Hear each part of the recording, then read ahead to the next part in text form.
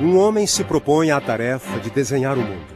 Ao longo dos anos, povoa um espaço com imagens de províncias, de reinos, de montanhas, de baías, de naus, de ilhas, de peixes, de moradas, de instrumentos, de astros, de cavalos, de pessoas.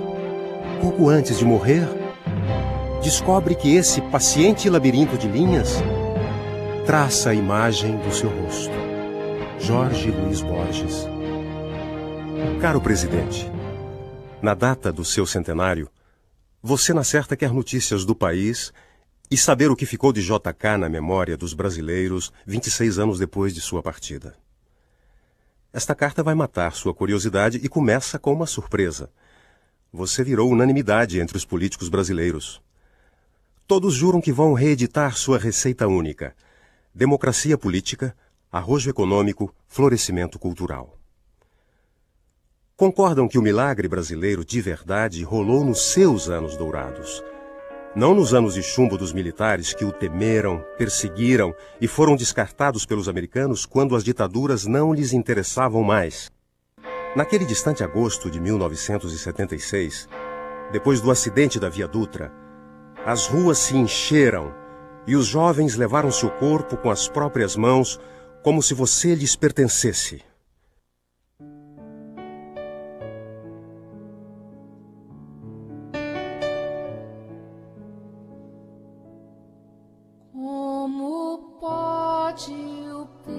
No caminho, obrigaram os soldados a se descobrir em respeito a JK. Cresce nesse momento, na dor da perda e no desfalque, a reação à ditadura. Como pode o peixe vivo viver fora d'água fria? Como poderei viver? Como poderei viver sem a tua, sem a tua, sem a tua companhia? Sem a Foi quase impossível ter sido o menino que sonhou o Brasil e realizou o seu sonho. Proeza pela qual manifestamos nossa gratidão.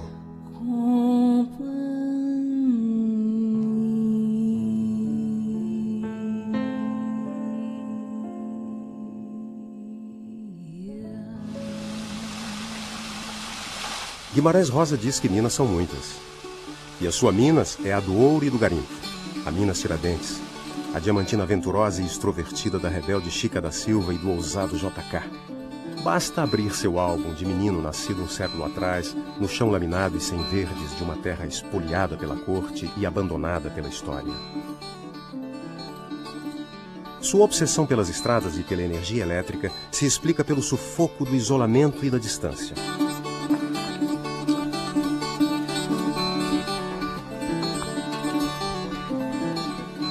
Você um dia contou, nas viagens que faziam, os viajantes se reuniam em caravanas, saíam a cavalo, acampavam geralmente à beira de um regato e ali montavam um tripé com a caçarola, o feijão.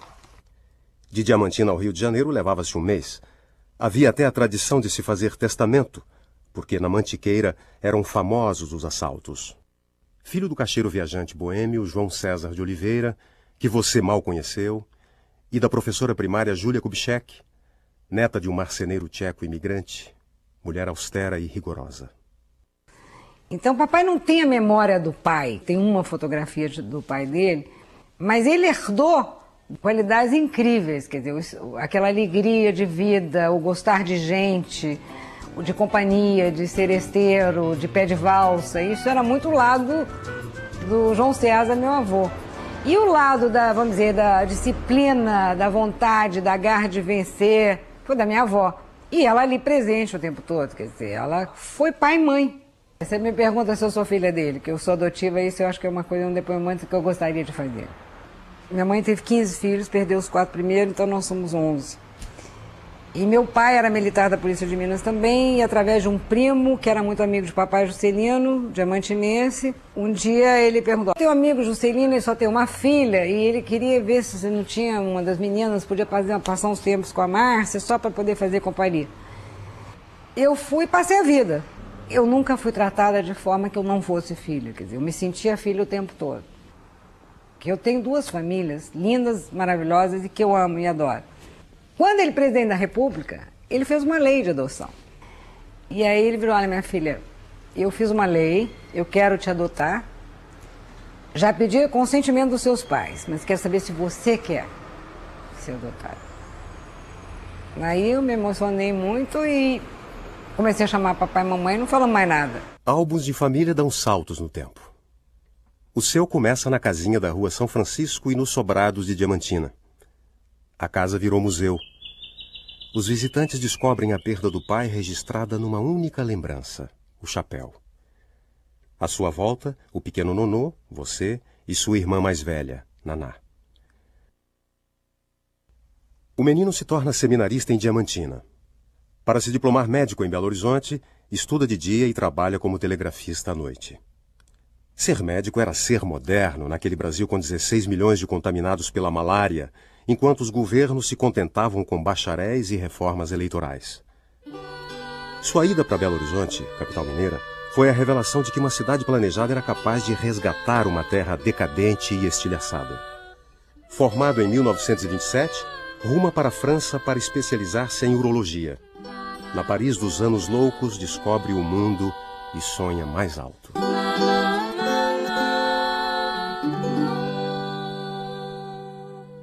A política aparece no horizonte com a Revolução de 1930. Getúlio Vargas surge como arquiteto de uma nova era. Mudanças na esfera social, alterações na instrução pública, novas leis trabalhistas modernizariam o Brasil. Você volta para clinicar num Brasil renovado e ingressa numa família tradicional ao casar com a jovem Sara Lemos. Descobre o gosto pela política com a Revolução Constitucionalista de 32 como capitão médico legalista. Conhece Benedito Valadares, futuro interventor de Minas, que o nomeia chefe de gabinete. O primeiro passo é fincar sua base eleitoral em Diamantina. Todas as grandes famílias mais tradicionais de Diamantina, todas eram do Partido Republicano Mineiro, do Arthur Bernardes, né? E o Partido Progressista, que era o partido dele, tinha meia dúzia, minha família dele, mais meia dúzia de famílias. Pois ele, lutando contra eles, ele foi casa por casa. Nunca ninguém tinha feito isso. Porque era o chefe político que comandava, né? O eleitor, se eu votar no Fantal, o eleitor votava. Não, ele foi casa por casa, explicando por que era. Pegou o cavalo, correu todos os municípios de Diamantina a cavalo, casa por casa. E ganhou a eleição. Ganhou a eleição para deputado federal, primeira vez. Né?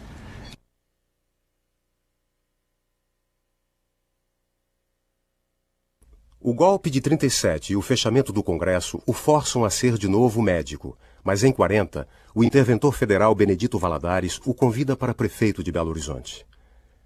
A imagem de prefeito furacão traduziu seu estilo de mestre de obras visionário.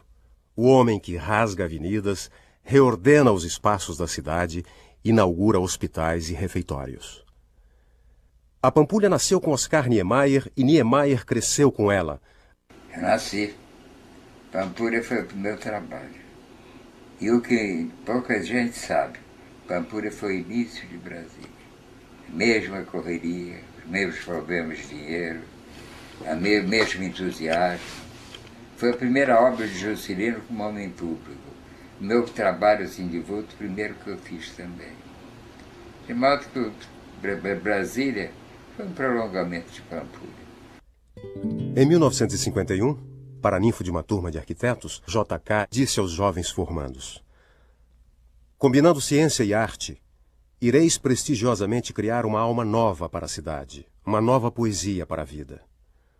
Homens de número e emoção, aprendestes nesta escola a esculpir a fantasia na resistência hostil do mármore, da pedra, da areia, do vidro e da madeira. Em vosso trabalho, realizado no silêncio criador do gabinete, a matemática e a beleza se conjugam, disciplinadas pela diretriz da mente e pela paciência da mão.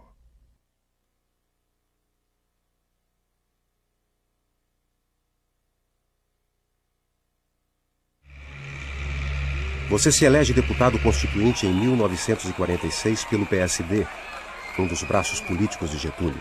Na Constituinte defende a localização da nova capital no Triângulo Mineiro. Estava plantada a semente de Brasília.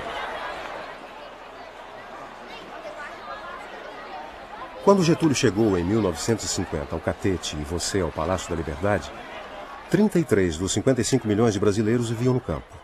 Em Minas, você fez sua parte como governador, agitando o Estado com o binômio energia e transporte.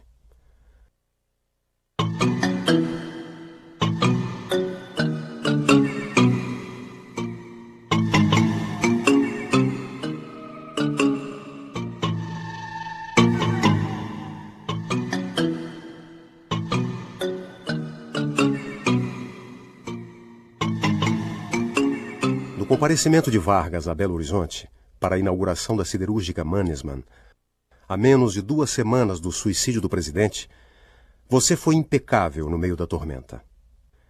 De volta ao Rio, Tancredo Neves, ministro da Justiça de Vargas, recomendou ao presidente lançar sua sucessão a fim de evitar a crise. Getúlio então segredou: o governador de Minas é um bom nome. Vargas recusou com firmeza a opção que a história lhe reservou: a humilhação ou a guerra civil. Às 8h30 da manhã de 24 de agosto de 1954, o presidente encostou a arma no peito e puxou o gatilho.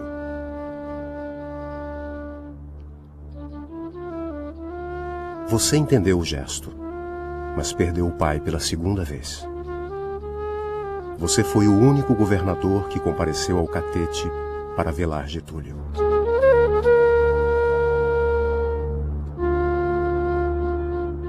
Em 1955, sua candidatura à presidência foi combatida. A célebre frase "Deus poupou-me o sentimento do medo" inaugurou uma campanha civilista pelo país, peitando as forças da reação. Ao veto de militares, você respondeu envergando sua farda de coronel da PM mineira. Nós tínhamos viajado, e eu viajei com ele, por todo o país. Só não fomos a Fernando de Noronha. Mas todo o país nós percorremos antes dele ser, ele era pré-candidato. Ele era ainda governador de Minas. Viajamos o estado inteiro. Eu fazia contato com as polícias militares, para as quais eu levava uma carta, ele fardado de coronel, e dizendo assim: pela primeira vez um colega seu se candidata à presidência da República, e vinha aquelas coisas e tal. A UDN bateu na tecla da maioria absoluta para improvisar uma vitória no tapetão. Depois partiram para o golpe. Foi preciso um contragolpe preventivo, o 11 de novembro de 1955, liderado pelo general legalista Henrique Teixeira Lott. A consequência foi a expedição patética de políticos e militares golpistas a bordo de um velho cruzador que não passou além de Angra dos Reis.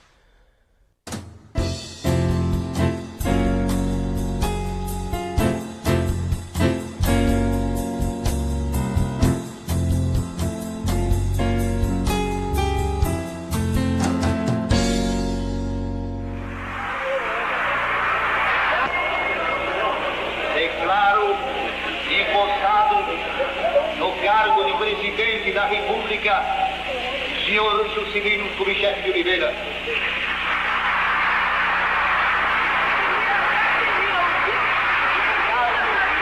Vice-presidente da República, o excelentíssimo senhor Dr. João Lara.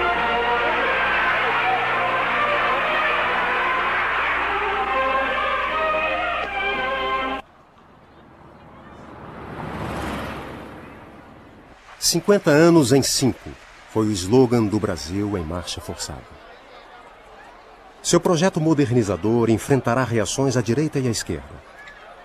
Os coronéis do interior e os ex-integrantes do Estado Novo temiam que a industrialização libertasse os eleitores de seus currais eleitorais. Seus primeiros atos foram a suspensão do estado de sítio e a criação do Conselho do Desenvolvimento. Você sinalizou a ordem democrática e apontou para o progresso econômico. Driblou os entraves do funcionalismo ao inventar a administração paralela. A vinda formal de Richard Nixon, o vice de Eisenhower, representante dos Estados Unidos na sua posse, foi transformada em viagem de trabalho quando você o levou no dia seguinte à Volta Redonda. o que contribuiu para arrancar o empréstimo de Washington para dobrar nossa produção de aço. O acordo de campanha que lhe assegurou o voto dos comunistas não devolveu a legalidade ao partido, mas garantiu a liberdade de ir e vir a Luiz Carlos Prestes e a seus camaradas. Logo nos primeiros dias de seu governo, você teve de enfrentar uma rebelião na aeronáutica. A revolta de Jacareacanga, liderada pelo Major Haroldo Veloso, seguiu-se a de Aragarças, no final de seu governo, promovida pelo mesmo grupo de oficiais, já então liderada pelo Tenente-Coronel Veloso. Foi assim que você entrou como anistiador no inconsciente brasileiro. No final da vida, o Coronel Haroldo Veloso foi pessoalmente pedir-lhe perdão. Esta noite de Natal é a noite do espírito da infância e do espírito da paz. Deus sabe que me esforcei e continuo a esforçar-me para que a paz reine entre os brasileiros, para que não haja lutas irreconciliáveis, para que possamos nos entender todos. Posso ter cometido erros, mas nesta noite sagrada falo aos meus patrícios com a consciência tranquila, porque lutei pela concórdia geral, porque perdoei desfeitas, porque não exerci vingança alguma, nem tolerei fossem praticadas em meu nome quaisquer represálias. O único ministro do seu governo com lugar cativo foi o general Henrique Teixeira Lott, viga-mestra do seu regime. Quando os almirantes o pressionaram e o ministro da Marinha se demitiu, você desarmou a crise nomeando o general Lott ministro da Marinha. A crise acabou. Lott não precisou assumir o posto. Você soube ainda acalmar a Força Naval com um porta-aviões obsoleto, batizado de Minas Gerais e apelidado de Belo Antônio, personagem impotente de um filme italiano da época, estrelado por Marcello Mastroianni. Sua outra adversária, em alguns momentos, a aeronáutica, passou 4 anos discutindo com a Marinha para saber a quem cabia operar a aviação embarcada.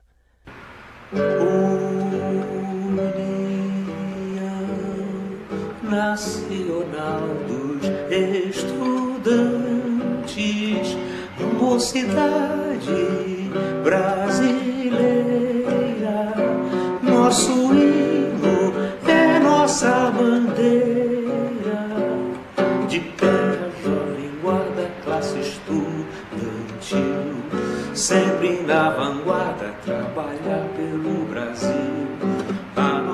Os estudantes, de oposição por natureza, ocuparam as ruas com alegria e irreverência. E em vez de cacetadas e desprezo, encontraram um presidente encantador que os recebia em palácio e ouvia o que eles tinham a dizer. A uni somos nós. A uni é nossa voz. Na Festa Nacional dos Estudantes, você virou criança ao confraternizar com os jovens a quem você abriu o caminho com seu entusiasmo. Um antecessor da minha gestão, por exemplo, ficou tão entusiasmado com a cordialidade com que o JK o recebeu em Palácio, logo depois de empossado no Congresso da Uni, que ao sair, acompanhado pelo oficial de gabinete, disse assim: olha, o presidente foi tão cordial que eu quero retribuir essa gentileza. Diga a Sua Excelência que ele pode marcar o dia da nossa audiência semanal. Eu acho que era um grande privilégio ser jovem durante o período JK, porque a gente observou um movimento desenvolvimentista muito importante para a nossa economia, que gerou uma tranquilidade política que, por sua vez, gerou um clima cultural de primeira, né? Era comum a presença de artistas nacionais e estrangeiros no palácio, numa convivência simpática e franca. Você disse certa vez: uma arte não se origina do esforço isolado de um ou alguns homens, mas é o produto de esforços combinados, de uma comunhão no trabalho e na criação espiritual. É o concurso, muitas vezes secreto e imperceptível de todos, que favorece a cristalização das obras supremas. Eu acho que o movimento do Juscelino, ele determinou, ele não só influenciou, como determinou todo aquele surto cultural que teve aqui. Porque depois que o Juscelino entrou, a gente pode fazer até umas contas assim, até 63, desde 57 a 63, eu chamo isso de 7 vacas gordas do Brasil, porque é exatamente como eu acho. E nessa época, se a gente fizer as contas, a gente vai ver que ali nasceu a Bossa Nova, ali nasceu o Cinema Novo, ali nasceu o Teatro de Vanguarda, o Teatro de Arena, o TBC, a Oficina, ali nasceu a Poesia Concreta do Ferreira Goulart, do Décio Pinhataro, dos Irmãos Campos, ali nasceu assim, vários, um grande número de escritores, especialmente vindo de Minas Gerais, Otto Lara Rezende e outros. Enfim, não parava mais, a coisa ia pela cultura, era... Na parte econômica, a gente vai ver os automóveis JK, a indústria automobilística, e ter toda aquela abertura dos portos, tal como João VI já tinha feito anteriormente, o Juscelino fez, e isso deu uma amplidão à nossa cultura muito grande. Nós fomos campeões de esportes em tudo, praticamente. Nós fomos bicampeões de futebol em 58 e 62, nós fomos campeões de tênis com Maristel Bueno, campeões de boxe, peso galo com Éder Joffre, nós fomos campeões de salto tríplice com Ademar Ferreira da Silva. O presidente Pequente abençoou os rapazes da seleção na hora da partida. A Copa de 58 foi o abandono da mística da derrota. E na final, você era um dos 60 milhões de brasileiros angustiados e colados ao rádio de pilha. Você foi o primeiro presidente a receber uma seleção campeã do mundo e a condecorá-la.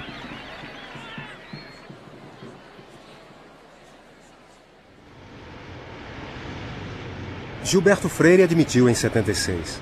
Juscelino foi para a atividade pública o que Mauá foi para as atividades empresariais.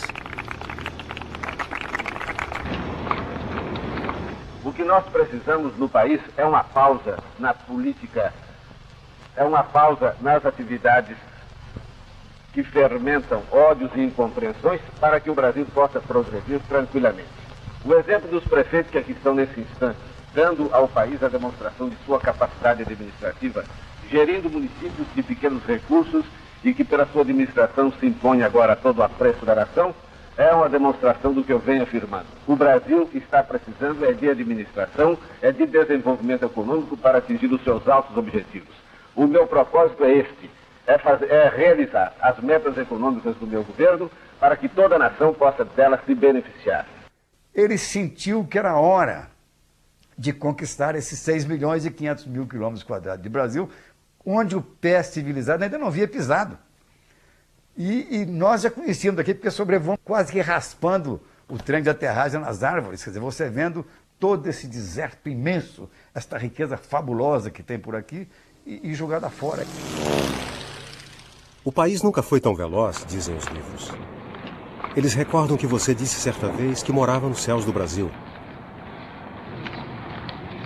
Sua casa era o avião que sobrevoava o Planalto de cá para lá, cruzando aquela vastidão despovoada, voando para refundar a história do Brasil interior e continental. Economistas ortodoxos esconjuravam o plano de metas e Brasília como fonte de eterna inflação. A esquerda torcia o nariz ao apelo ao capital estrangeiro, considerado nos anos 50 entreguismo.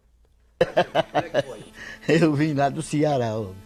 Eita, vida difícil. A viagem. De pau de arara falado. Caminhão. Coberto com a lona. Um sofrimento de matar. Os bancos eram umas tábuas atravessadas assim, de um lado do lateral da carroceria para lá. Era muito dinheiro. Eu sei que uma vez eu recebi um pagamento que eu fiquei abismado, porque eu tinha muito serão, porque eu gostava de trabalhar mesmo. Eu digo, não, eu vou fazer serão toda noite. Ei, mas quando saiu o pagamento, olha o truque de dinheiro. Tudo de um conto. Naquele tempo não era conto, era cruzeiro. E emprego era emprego para todo fiel cristão. Tinha. Do braçal profissional, tinha emprego. Para todo mundo. Era chegando e já aquelas firmas pedindo pelo rádio. E a rádio que tinha era só nacional mesmo, os anúncios eram na nacional. Difícil, era sofrido. Porque a gente não tinha, assim, conforto de nada. Era tudo, assim, uma coisa grosseira. Difícil. E chovia demais, e ficava se danava todo o tempo na chuva, na obra, trabalhando na chuva, na lama. Era difícil. Naquele tempo era bonita. O senhor só escutava o ronco de martelo batendo, fazendo escoramento, não é? Fazendo forma, fazendo aquelas armação. E a bitorneira embaixo, no pé da obra, trouxendo concreto. Direto, dia e noite. Não era dizer que era só das 7 às 6 da tarde, não, era dia e noite. Da cruz traçada e desenvolvida pelo urbanista Lúcio Costa, nasceu o plano piloto. Do traço fino esculpido por Oscar Niemeyer, nasceram os prédios da capital. O ritmo da construção, liderado por JK e Israel Pinheiro, ficou conhecido como o ritmo de Brasília. Em 3 anos, brotava no Cerrado a capital do futuro.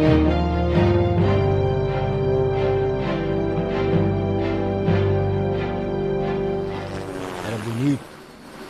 Quando o helicóptero vinha subindo, vinha, não é? Dava uma volta assim ali por cima daquela baciona, né? Tinha uma lajona, e tinha uma, aquela é assim. Aí ele vinha, aterrissava lá em cima. Aí aquele mundo velho de Pinhão corria tudo para ver. Aí o finado Juscelino saía lá de dentro, mas a turma dele, aquele pessoal dele, ó, com a mão pro povo. 2 horas da manhã, debaixo de chuva, e o pessoal trabalhando debaixo de chuva com aquelas capinhas nós chamamos de plástico, né? Os operários trabalhando ali debaixo de chuva. Aí tinha um preto batendo no martelo, o senhor chegou atrás dele, bateu no ombro dele e falou assim, vai ou não vai? E como ele chegava aqui misturado mesmo, os operários todos conheciam o Juscelino. Quando o cara olhou para trás, eu lembro que ele limpou assim, debaixo de chuva, olhou. Quando ele viu o presidente da República debaixo de chuva, ele falou, isso vai, doutor, pá, pá, pá. Hoje sabemos que o salário mínimo do seu tempo foi o de maior valor real na história da República. Você não tinha preconceito ideológico? Teve na mesma equipe Roberto Campos e Celso Furtado.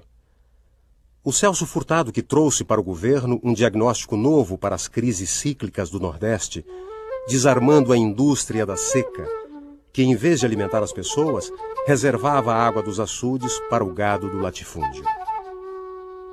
A Sudene, que nasceu da ida dele a Campina Grande para inaugurar um sistema de fornecimento de água, e ele viu a miséria, ele viu a seca, ele viu aquele drama.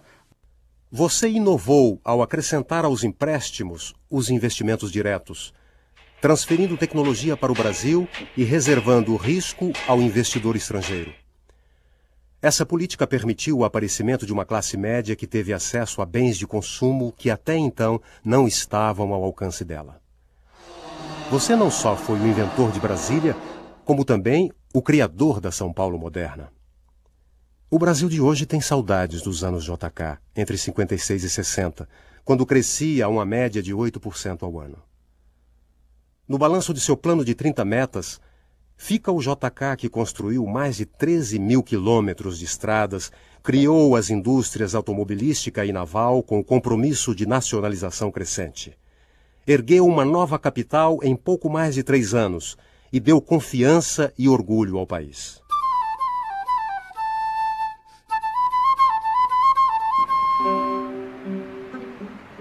É uma terra de amores, alcatifada de flores, onde a brisa fala amores em lindas tardes de abril.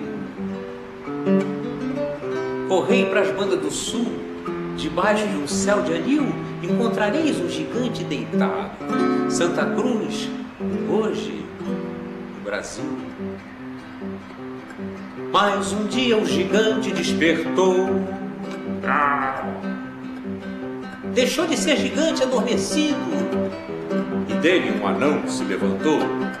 Era um país subdesenvolvido, subdesenvolvido, subdesenvolvido, subdesenvolvido, subdesenvolvido, subdesenvolvido.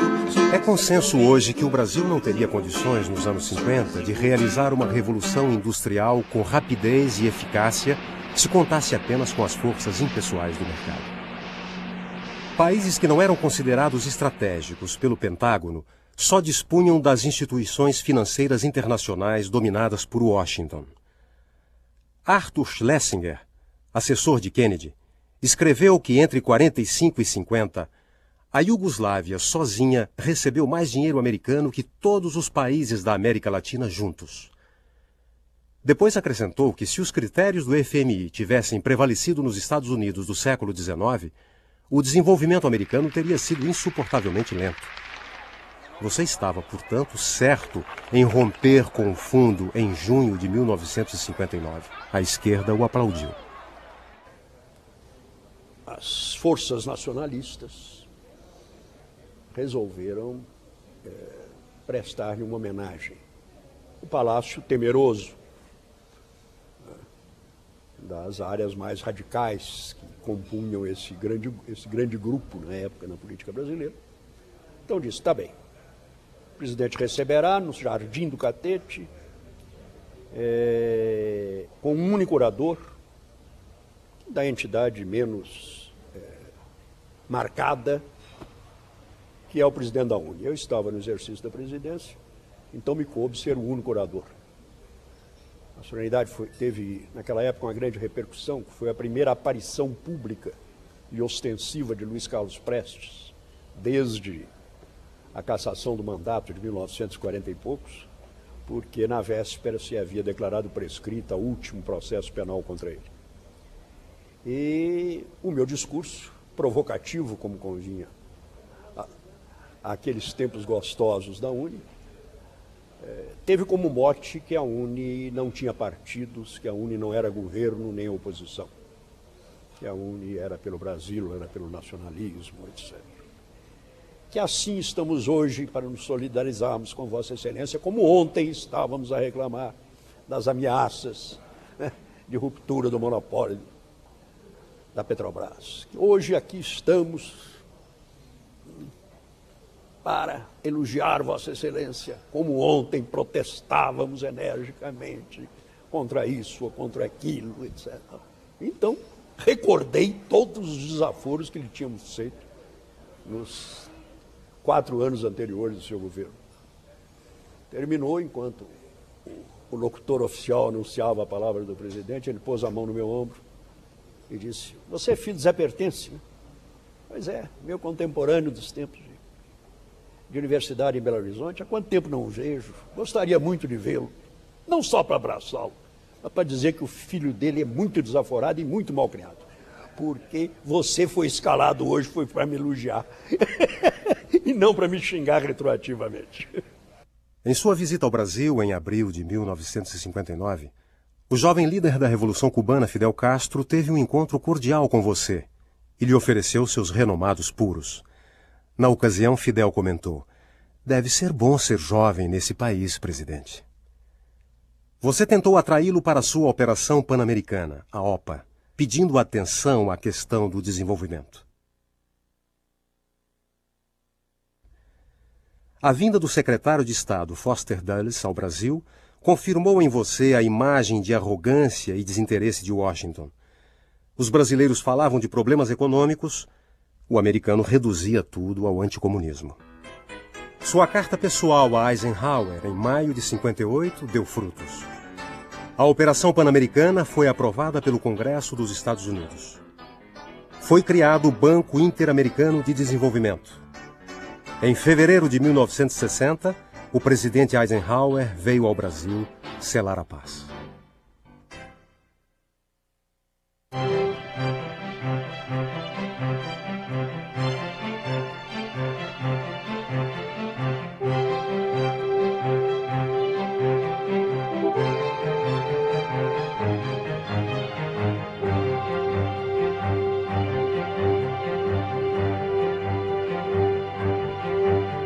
A inauguração de Brasília, a 21 de abril de 1960, foi o coroamento do seu governo. Você abriu o caminho do Brasil para o futuro e mudou de escala o sonho brasileiro.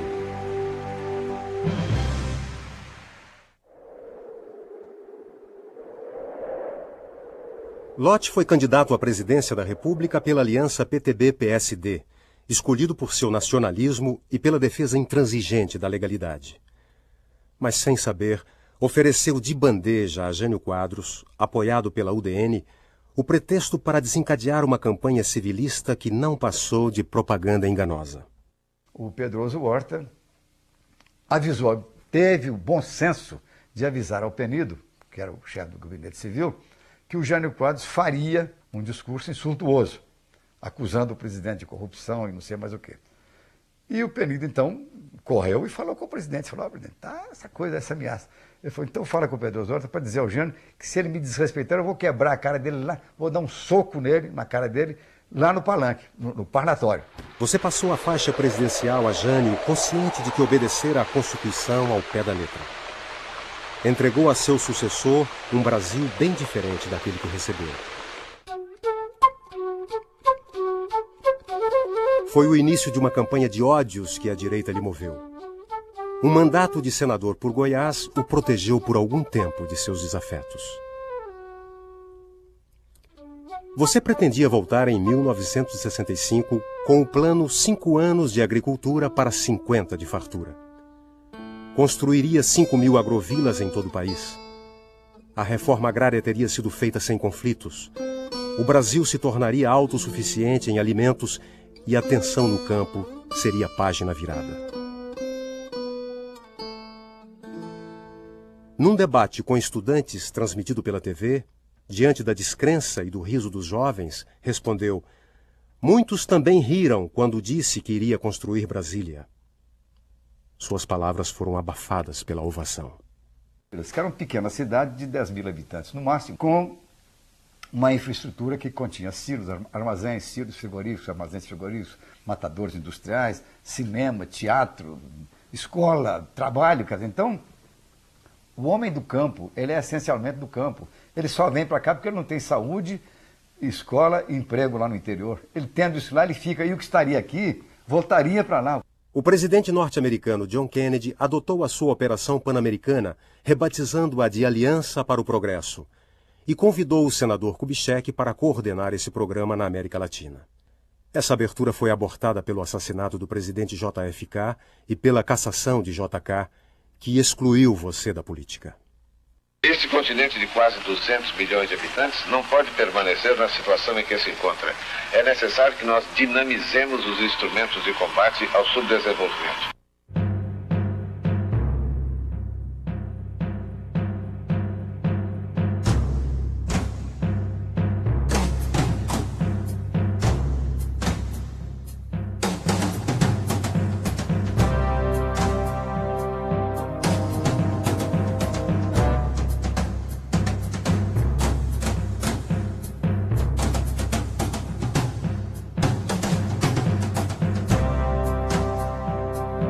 O golpe militar que depôs o presidente João Goulart foi festejado em Washington e, para seus adversários, só seria eficaz se o atingisse também.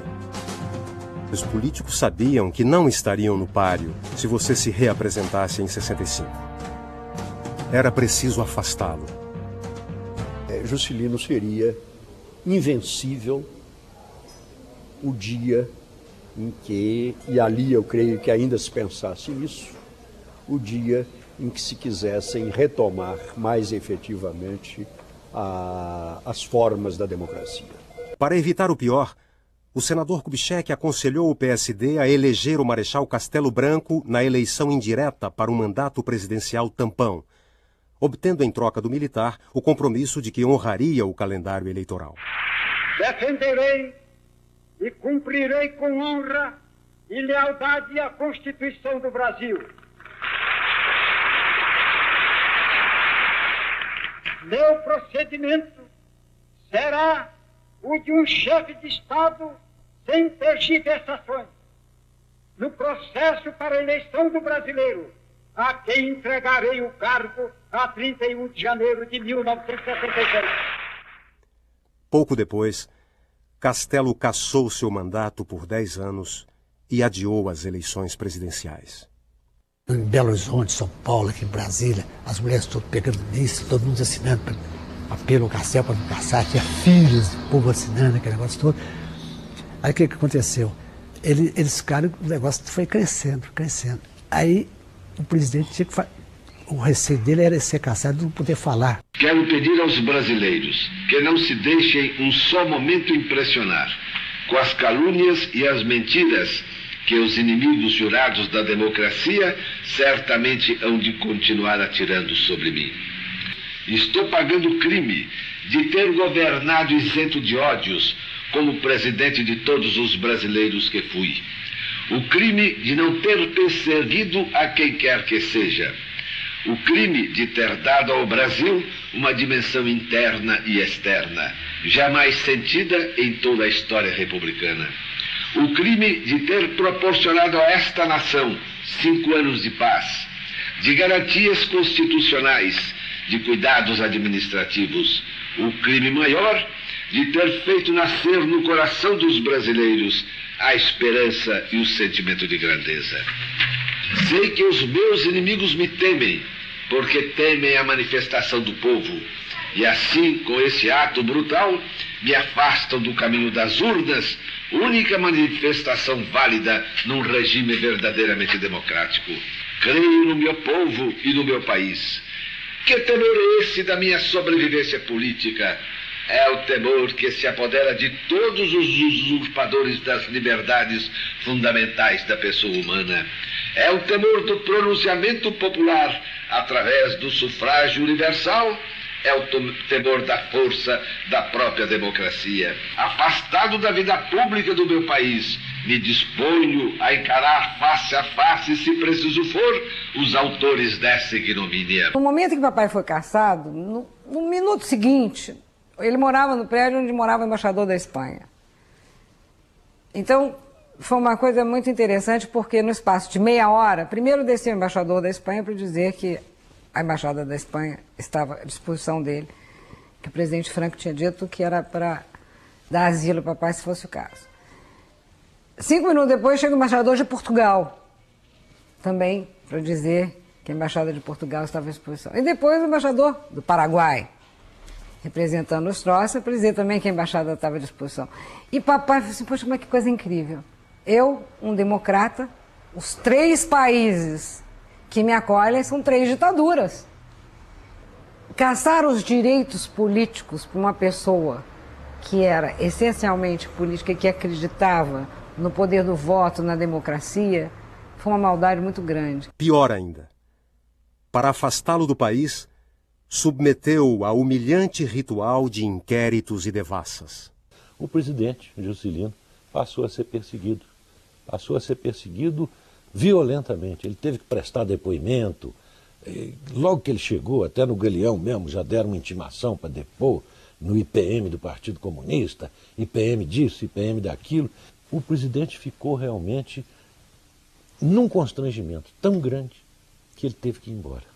E ao ir embora, aí é ele que contava aqui na Fazendinha, ao ir embora, debaixo daquela pressão militar tão grande, quando ele chega no Galeão, veja só que coisa trágica, quando ele chega no Galeão, tem soldado para todo lado, metralhadora, um oficial puxa da pistola, porque o povo estava todo lá, Juscelino, Juscelino.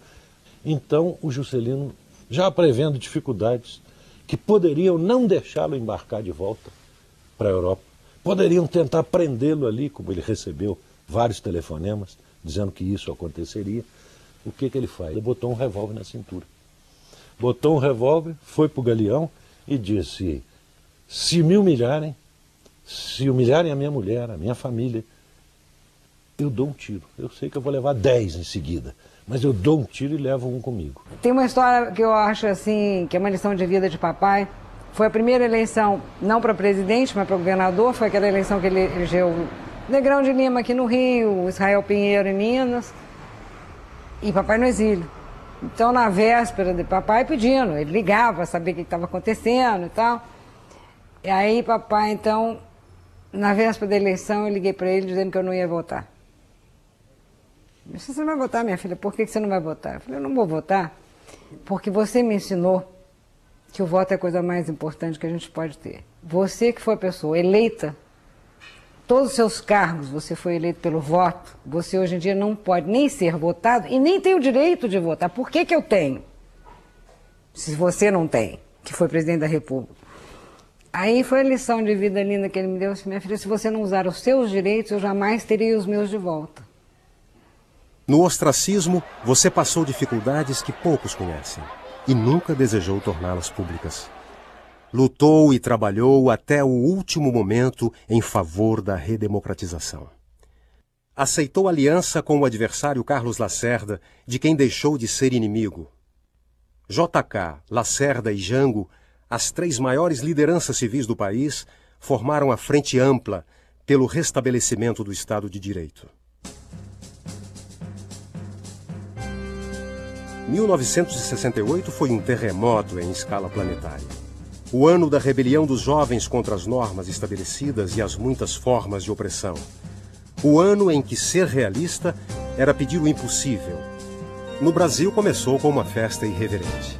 No carnaval daquele ano, você compareceu discretamente, sem fotos, a um dos históricos bailes do Municipal. Os foliões o reconheceram e o aplaudiram. A orquestra atacou de peixe vivo, humilhando a fina flor da ditadura presente no camarote presidencial. As afrontas aos militares se sucederam. A Frente Ampla, as manifestações estudantis, a recusa do Congresso em processar o jovem deputado Márcio Moreira Alves, levaram o país em marcha batida para a radicalização da ditadura. Na hora em que os últimos escrúpulos democráticos foram mandados às favas com a promulgação do AI-5, você encabeçava a lista dos que deveriam ser presos. Foram 15 dias de confinamento numa masmorra. Você saiu fisicamente debilitado, mas enobrecido. Porque política naquela época não valia nada, né? Era o governo Médici, o Congresso estava inteiramente escanteado. Então liguei para o presidente, que naquele tempo estava mais no Banco Denasa, lá no Rio de Janeiro. Liguei para ele já me conhecia, de reportagem, tudo, e disse: presidente, olha, o senhor esteve por aqui? Ele disse: tive sim. Então me conta, quero escrever alguma coisa. E ele então, pelo telefone, contou longamente que ia para o aeroporto de Formosa com um amigo, um engenheiro, um empresário daqui, me parece, na boleia de um caminhão, e chovia demais. Então eles viram que não adiantava ir para o aeroporto naquela hora, porque estava uma tempestade daquelas.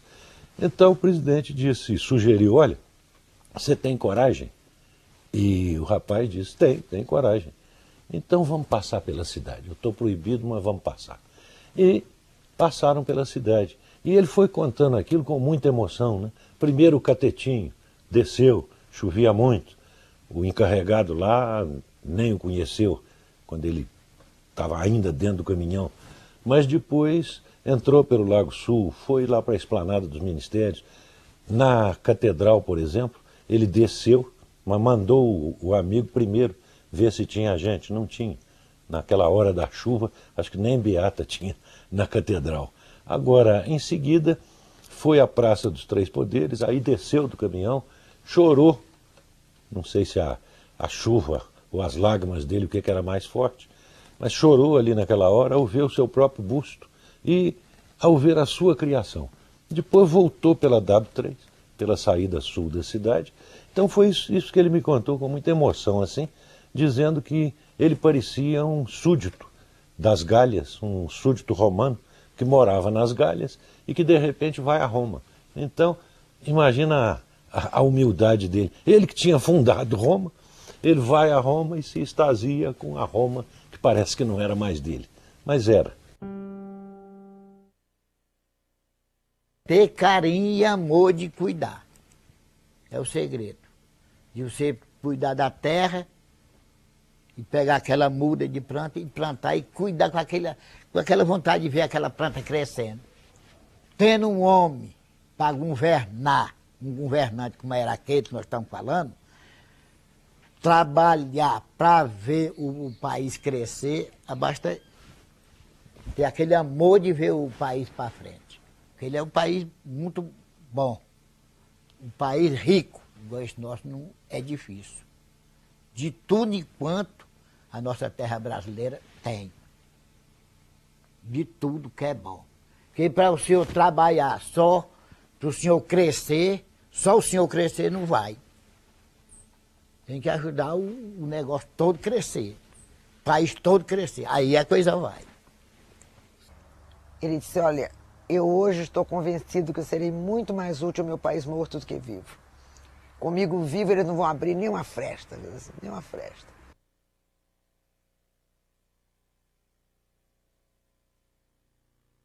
Como poderei viver? Como poderei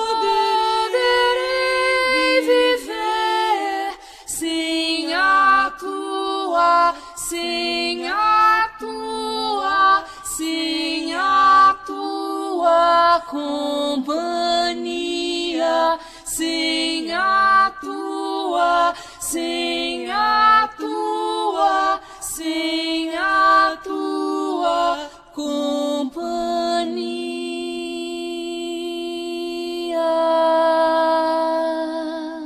Uma coisa mais linda do mundo foi aquela recepção, Juscelino.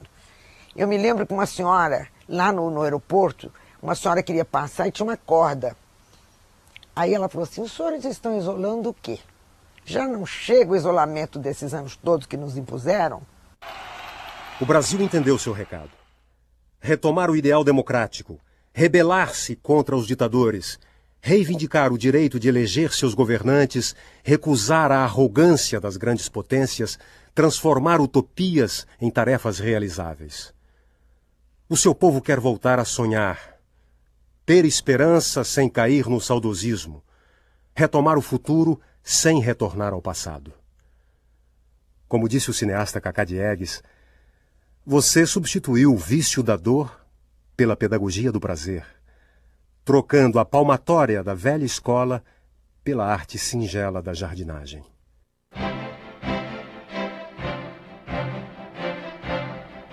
Sua sombra intimidou até o fim os que foram forçados pela história a conviver com seu vulto soberano recortado contra o céu de Brasília.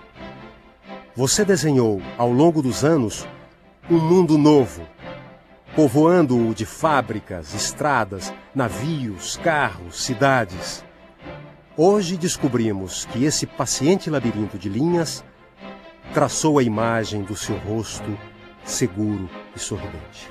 Quando eu vejo o retrato dele, assim, quando passa na televisão, aquelas coisas, daquele tempo chega, eu fico pensando quando eu via ele. Todo ajeitado,